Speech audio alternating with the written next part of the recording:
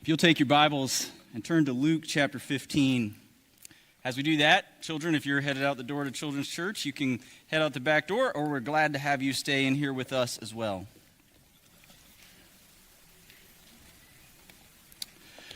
As we've looked at the book of Galatians, we've seen Paul lay a foundation, a bedrock for true rest. We've come to the end of that section, at the end of chapter 2, where he says we're justified by God's grace. We're justified through faith and not of works of the law, because works of the law can never give us the rest that we want in our souls. But as we come to the end of this section, I think it's fair to pause and ask, why is Paul so upset? I mean, he says some of the strongest language in the New Testament is found in Galatians. And he says, if somebody comes to you preaching some other gospel, let him be accursed. Let him be sent to hell. Later in the book, we'll see some other strong language. And he is really about as strong in his condemnation of people in the book of Galatians, of the false teachers, as he is anywhere else, or as any New Testament writer is. So why is he so upset? Well, Paul's anger in Galatians isn't just a theological disagreement. It's the rage of a shepherd who sees someone poisoning his sheep. It's the anger of seeing someone teaching a gospel that says Jesus plus something else is necessary for salvation, and in doing so, he's taking from them the true joy and the true rest of the gospel. So Paul is angry because he sees people he deeply cares about, he deeply loves, being harmed. This morning, we're going to see a different story, a story Jesus told, that I think if we set it alongside Galatians, we'll get some of the feelings that Paul had when he looked at what was being done at the church in Galatia. We'll see that in both cases, there's a misunderstanding, a false gospel, a misunderstanding of grace, where the story Jesus tells in Luke 15 mirrors what is going on in Galatians. So I want to read Luke 15, beginning in verse 11. And Jesus said, there was a man who had 2 sons. And the younger of them said to his father, Father, give me the share of property that is coming to me. And he divided his property between them. Not many days later, the younger son gathered all he had and took a journey into a far country. And there he squandered his property in reckless living. And when he had spent everything, a severe famine arose in that country, and he began to be in need. He went and hired himself out to one of the citizens of that country, who sent him into his fields to feed pigs. And he was longing to be fed with the pods that the pigs ate, and no one gave him anything. But when he came to himself, he said, how many of my father's hired servants have more than enough bread? But I perish here with hunger. I will arise, I'll go to my father, and I will say to him, Father, I have sinned against heaven and before you. I am no longer worthy to be called your son, but treat me as one of your hired servants. And he arose, and he came to his father. But while he was still a long way off, his father saw him and felt compassion and ran and embraced him and kissed him. And the son said to him, Father, I have sinned against heaven and before you. I am no longer worthy to be called your son. But the father said to his servants, bring quickly the best robe and put it on him, and put a ring on his hand and shoes on his feet.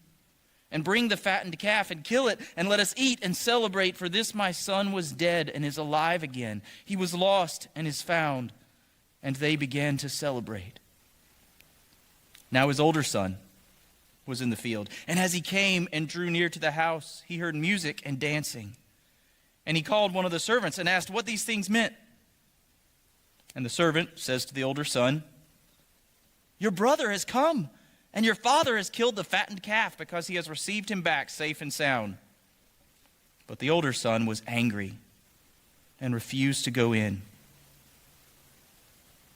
His father came out and entreated him, but he answered his father, "Look, these many years I've served you, and I never disobeyed your command.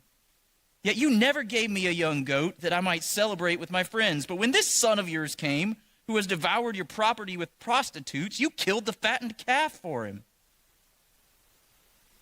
And the father said to him, "Son, you are always with me, and all that is mine is yours. It was fitting to celebrate and be glad, for this your brother was dead and is alive. He was lost and is found." There's a reason this is one of the most famous stories that Jesus told. And I think we can see ourselves in it, but we can see the church at Galatia in it as well.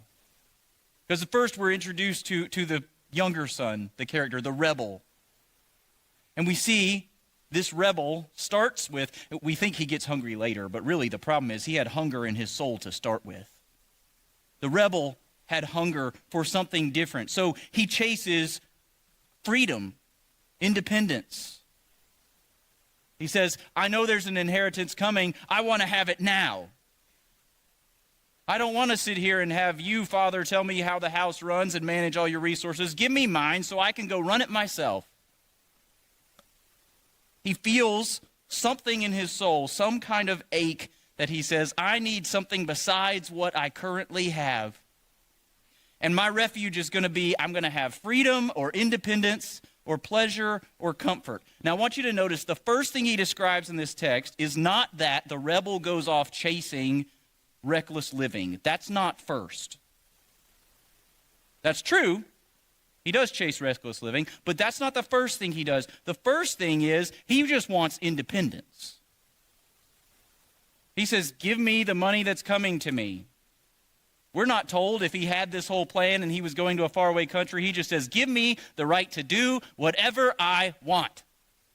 And give me the resources to do it." That's where this rebel starts. He has hunger in his soul, and this freedom, this independence, he thinks is going to solve it for him. In other words, he wasn't just reckless. He wasn't just pleasure-loving. He was a preacher of a false gospel.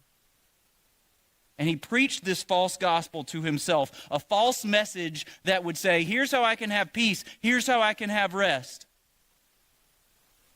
If I have my independence, my freedom, and I can do whatever I want. Now, Jesus masterfully tells the story, and he repeats something that we know happens over and over. The rebel hungers for something and chases freedom, and what does he find? He finds famine. He finds more hunger. Eventually, his resources run out. We don't know. How much resources did the father give him? Enough for him to get out and get in trouble. But it's his own resources, and eventually they run out. So the text tells us, and don't miss some of these phrases tucked in the story. In verse 14, he goes out, things have seemed okay until a severe famine comes up, and he began to be in need. This is what happens with our souls. We start out thinking freedom, independence, I'll do what I want, that'll solve the problem. Then we find, oh, my resources aren't enough. And we start to feel even greater need. So what does he do after that? Verse 15, he hires himself out to one of the citizens of that country. He enslaves himself. His resources have run out. So he says, well, I guess I'll become this guy's servant. That's my possibility. He says, I'm hungry enough then that anything will do. To the point that he longs for what the pigs would eat. He longs for trash. And he can't even get that. Now, if you think about the way it works in our souls, no surprise, Jesus is a master storyteller. We have a hunger, a desire, a restless ache. And apart from grace, we think something I do, something I control, if I can just have freedom and independence, that will solve this problem. Our hunger may not be literal. It's not looking at the pig slop. It might be the addicted credit card spending or the incessant scrolling, the numbing our mind with whatever you look to. It might be addictions. It might be perfectionism. I'll rest if I can just perform well enough. We have all kinds of hunger, and you don't need to be near pigs to know what restless hunger feels like. And so we have these phrases, these thoughts in our mind. If I just have more fill in the blank, then my soul can have peace. More pleasure, more money, more time. If I just have more something that I can do, my resources, just more, then I can rest. And so what do? It works for a little while, so we think, oh, this is good. But then we end up like this person, worse than where we started. We end up enslaving ourselves to the things we thought were going to solve our problems, chasing after a little bit more and a little bit more and a little bit more, and eventually we just long for anything to give us relief, even if we know it's trash. That's exactly where this rebel ended up. Longing for anything that would satisfy, but he knew it was trash. This is not an incidental story. It's the way it always works.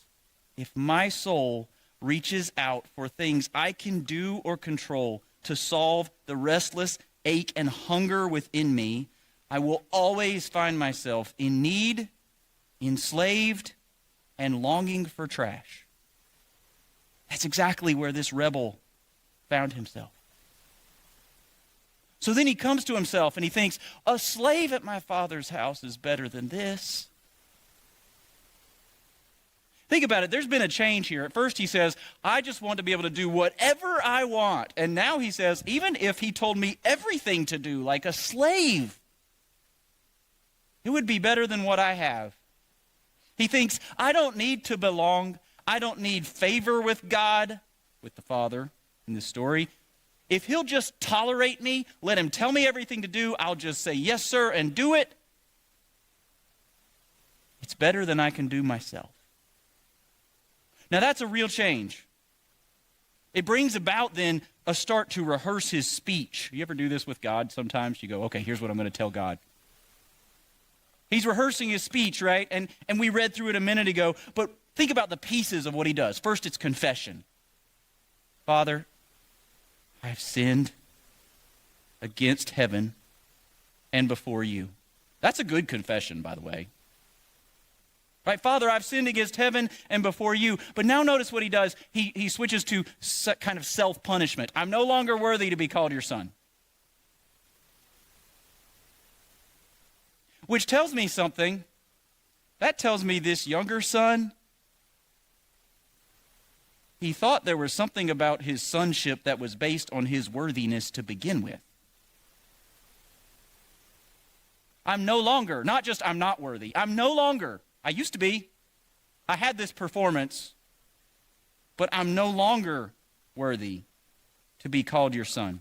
So he has confession, yes, good, that sounds good. Then he has this self-punishment built on the wrong view of performance, and therefore shame.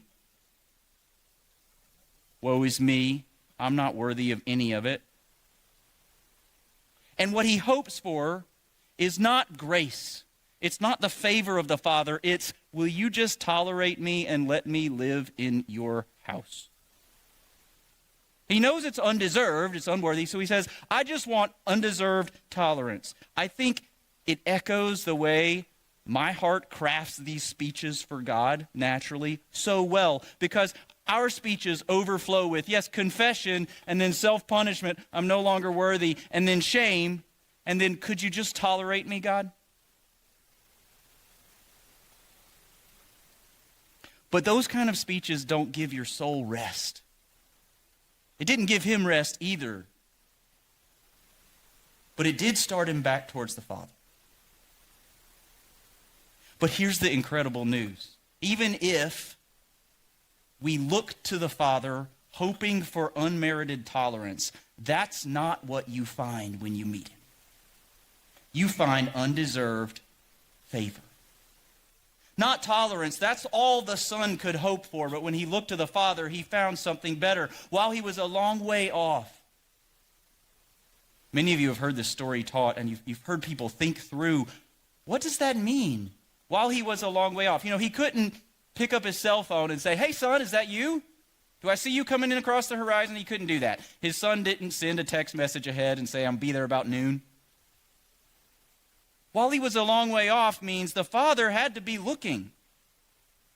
In this picture, the Father's not going, I hope I never see that son again.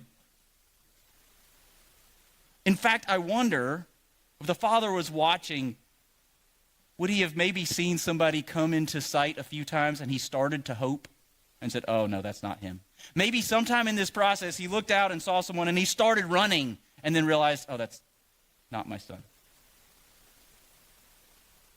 The picture is the Father is expectantly, watchfully waiting.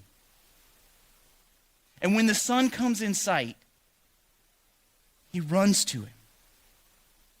Before that, though, he saw him and he felt compassion.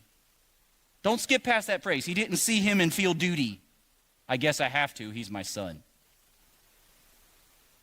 No, he saw him and he felt compassion. He felt deep in his soul a love for that son. He said, yes, my son's here. He's back. Before he even ran, which would have been shameful in that culture, grown men did not run. Some of you might think, yeah, grown men don't run now either. Grown men did not run. But before that, if you were standing next to him and he looks out and goes, that's my son, and you can tell he loves him, you're like, you're crazy. That guy took like a third of your stuff, and I can tell by the way he's dressed, he's not coming back in triumph.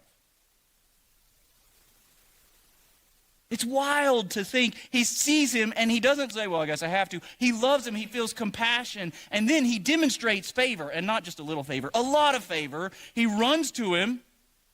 He embraces him. I'm sure he didn't smell great. He embraces him and he kisses him. By the way, the Son has not given his speech yet. The grace of the Father is so great, so full, that before the rebel can even get the speech out of his mouth, the favor is just pouring out on him. So the Son had his plan for how the Father might tolerate him. The Father doesn't even let him get all the way through describing it. Notice the speech is cut short. In verse 21, I've sinned against heaven and before you. Yes, good, confession. I'm no longer worthy to be called your son. And it's as if he says, it was never based on your worth to begin with. Let me stop you there.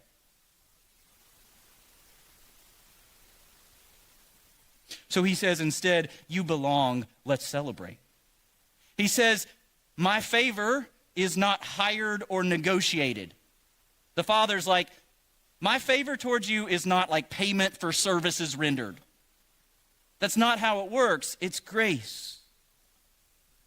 Now, we're going to come back to that feast in just a minute. Before we do that, though, we see the rebel's hunger. He's chasing after freedom, and he finds famine.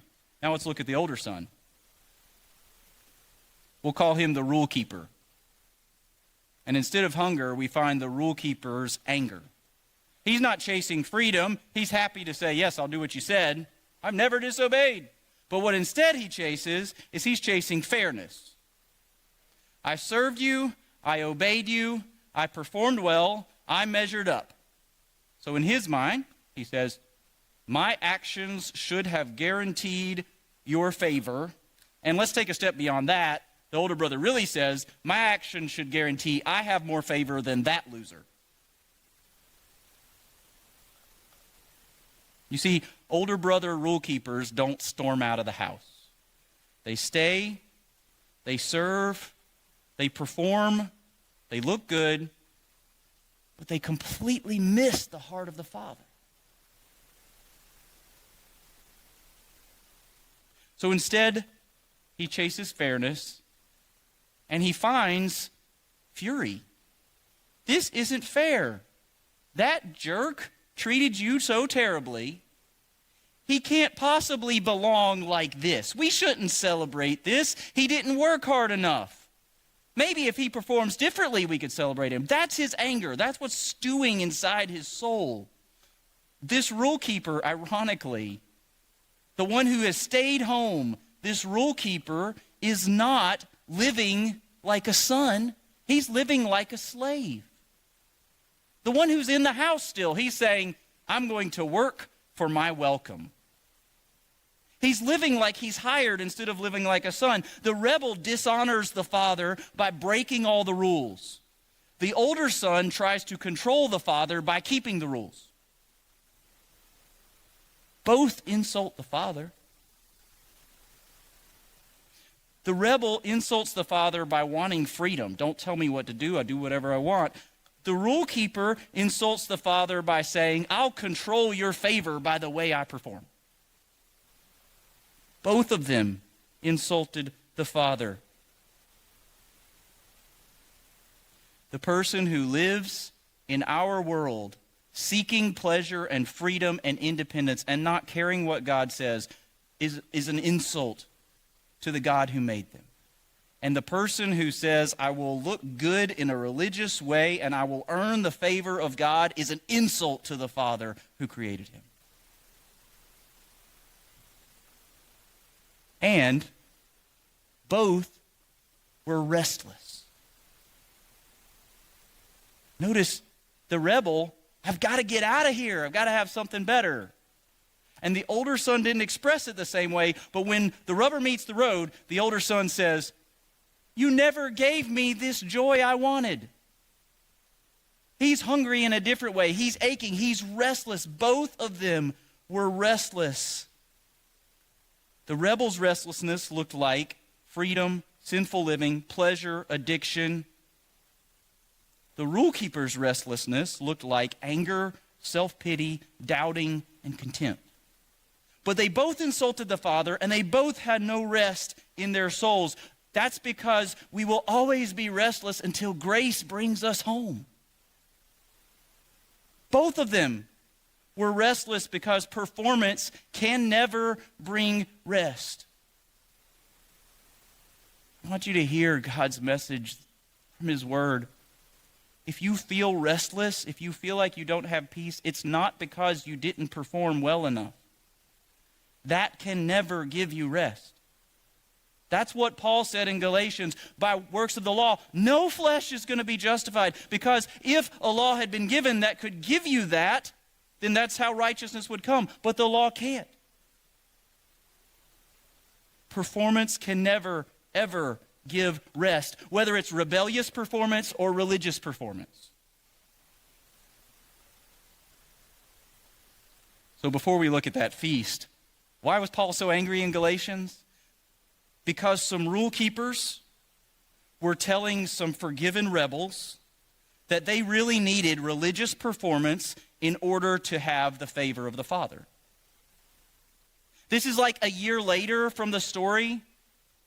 If the older brother was talking to the younger son and he said, hey, bro, now that you've been back for a year, we really need to talk. I know you've enjoyed the favor of the Father, and I admit I was mad about that. It's been good to see you get some things straightened out.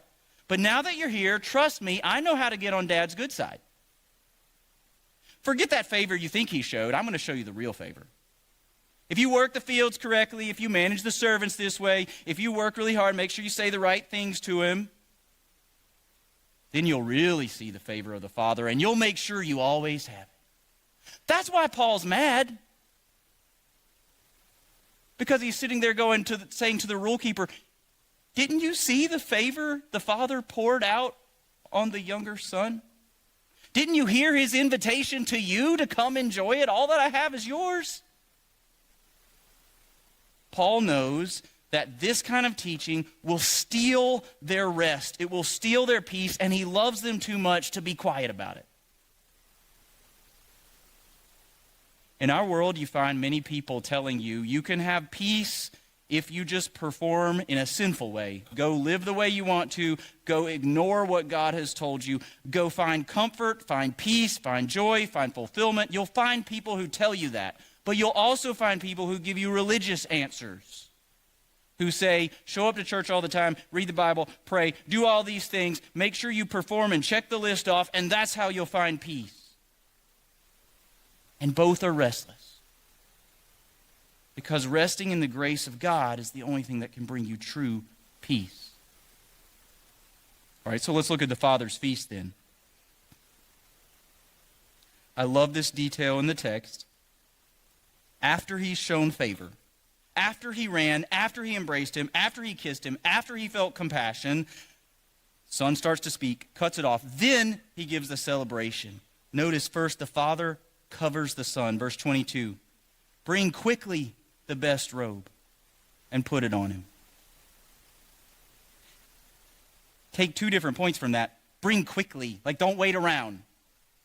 It's like everybody looking can see the shame of my son who just came to me. Bring quickly, cover that shame. Just as God gives us the robe of Christ's righteousness to cover our shame. That's what the Father is doing here. Or we could say in terms of Galatians, he is justifying him by faith. He's not saying you deserve it. He's saying, here you go. Here's a gift to cover your shame. You're approved. You're accepted. So he says, bring it quickly. Second thing, he doesn't stop there. He says, and put it on him. He doesn't even say, bring the robe, stick it over there, make my son go put it on. He says, bring it quickly and get that robe on him. Why? Because he is going to cover his son. Leave no doubt that this son is accepted, is loved, is covered. Just like we say, God our Father covers us in the righteousness of Christ. And he doesn't lay it over there and say, when you put it on, then you'll be accepted. He says by faith, it's yours. It's on.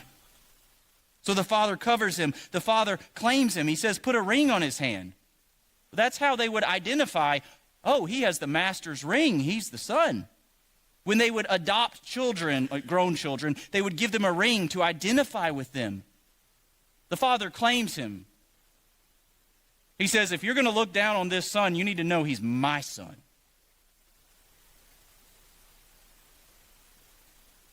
He sealed him, if you will, as his child.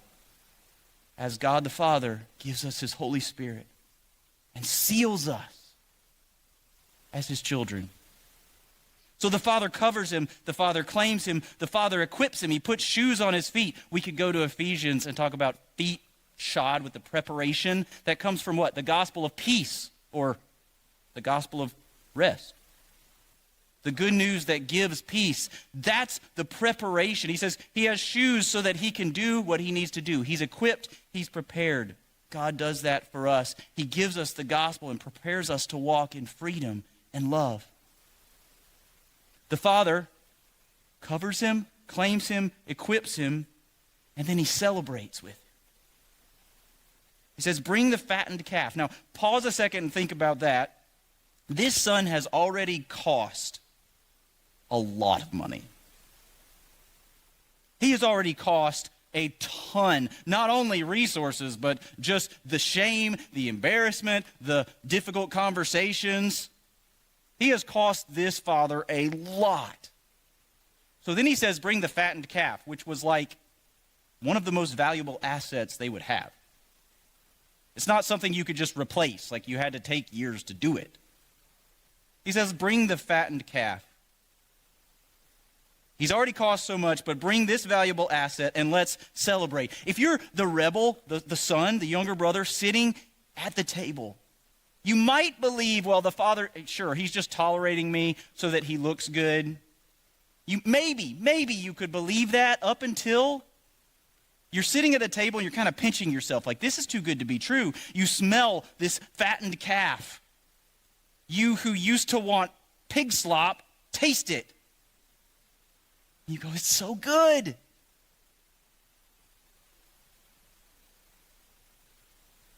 And he thinks, my father paid this price after I cost him so much. to celebrate with me.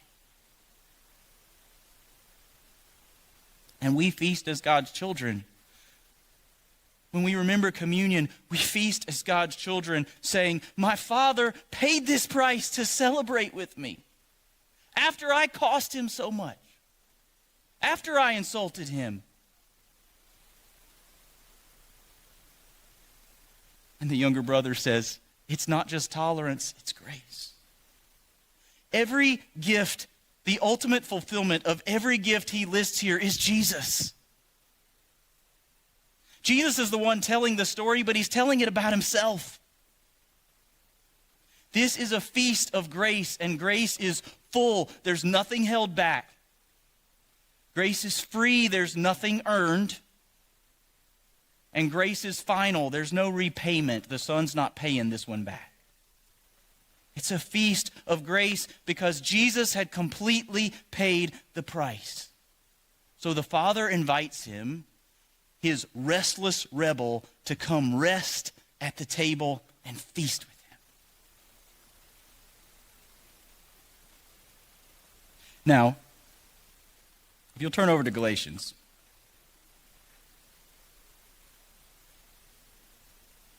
I want you to take that story and think about a few verses that we read at the end of last week, from the end of chapter 2, where Paul says in verse 20, I have been crucified with Christ. It is no longer I who live, but Christ who lives in me. And the life I now live in the flesh, I live by faith in the Son of God, who loved me and gave himself for me. I think the story of the prodigal son can help us understand what on earth does he mean. And the rest of the book of Galatians will help us to understand more. But what does he mean, the life I now live in the flesh, I live by faith in the Son of God?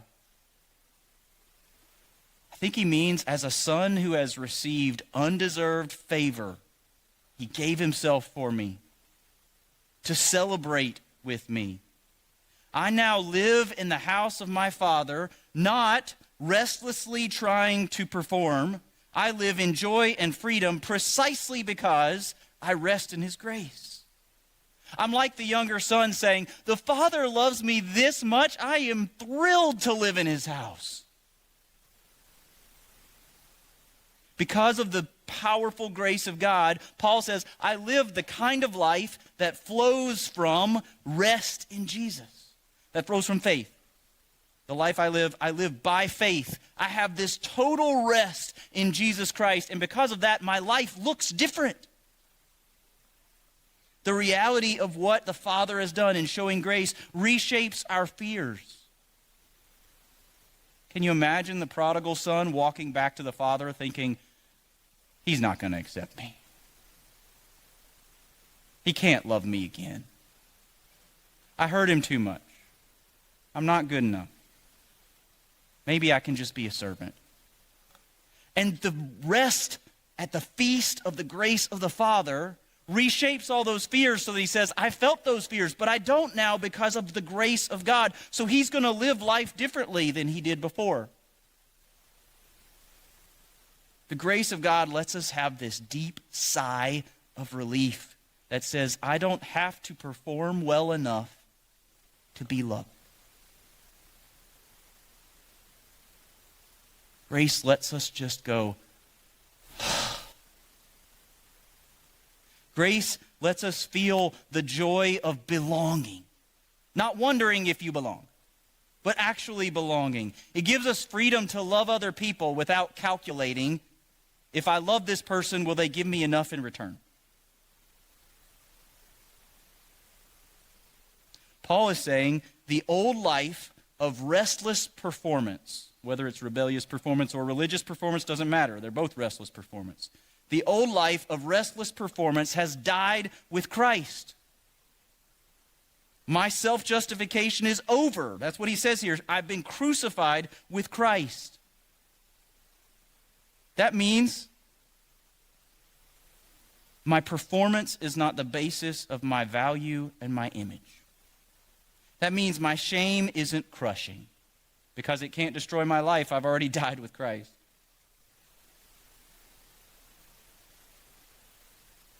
But he does live a life.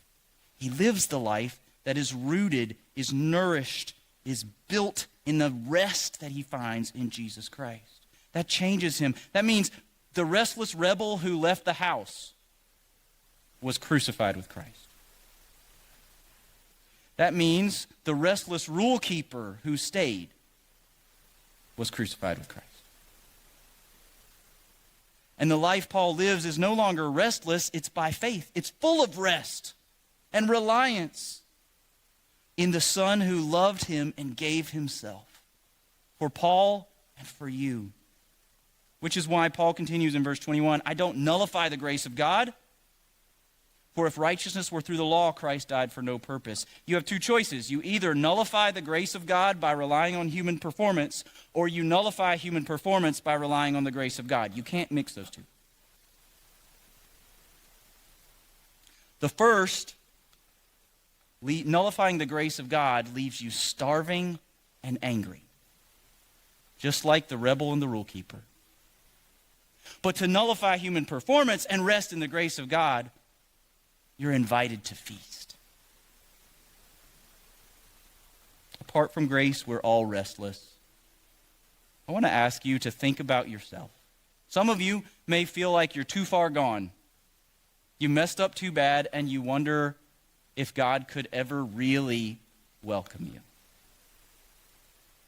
Or maybe you know he'll welcome you, but could he ever really pour out favor towards you? Others might not admit this out loud. You might feel like you've done pretty well. And honestly, you might say, do I even need the favor of God? Do I even need his welcome? And most of us are both of these things. We're a rebel in the morning and a rule keeper in the afternoon. And then we're back to being a rebel. Because our hearts are so addicted to performance. This is how I will find rest for my soul. So we go rebellion, religion, rebellion, religion, and we find ourselves starving and angry. Because self-salvation, self-justification, performance always leaves you hungry with the pigs or angry in the field. That's where you end up. But grace seats you at the feast. Just like the father in the story, grace covers your shame. Grace claims you. Grace equips you, and it celebrates with you. Our Father is not stingy or begrudging. He is so generous. He doesn't merely tolerate his children. He is ready to celebrate together. Because of what Jesus has done, the robe is ready. The ring is in his hand. Jesus has already died to show you how extensive and undeserved God's favor is. Will you rest in his grace? Not just theoretically, but in every fear that is in your soul, in all of the deep fears you feel, will you rest in his grace? In the anxiety you feel, will you rest in the grace of your Father? In every anger you feel, will you rest in his grace? He invites you. He's looking for you to come across the horizon so he can run to you and embrace you. Because in this story, the younger son's not the hero and the older son's not the hero. The Father is. So rest in his grace. I'll invite you to take just a moment. Close your eyes. Thank God for his grace. If you see in your heart restless performance of either kind, confess it and feast on the grace of God. And then we'll sing together.